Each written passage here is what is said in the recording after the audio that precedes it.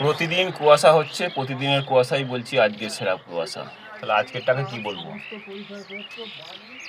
5 হাত দূরে কিছুই দেখা যাচ্ছে না। রাধে রাধে, সকলের মঙ্গল কামনা করি ভগবানের কাছে। দেখুন কুয়াশা,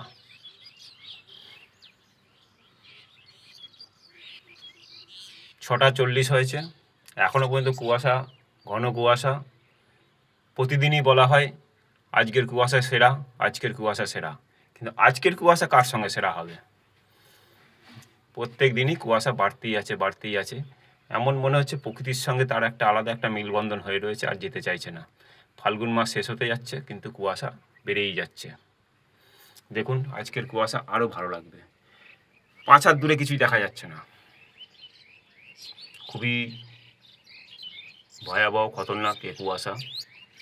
যারা গাড়ি চালক তাদের জন্য বলছি, খুবই সাবধানে গাড়ি চালাবেন, লাইট জ্বালিয়ে যাবেন, আস্তে আস্তে যাবেন।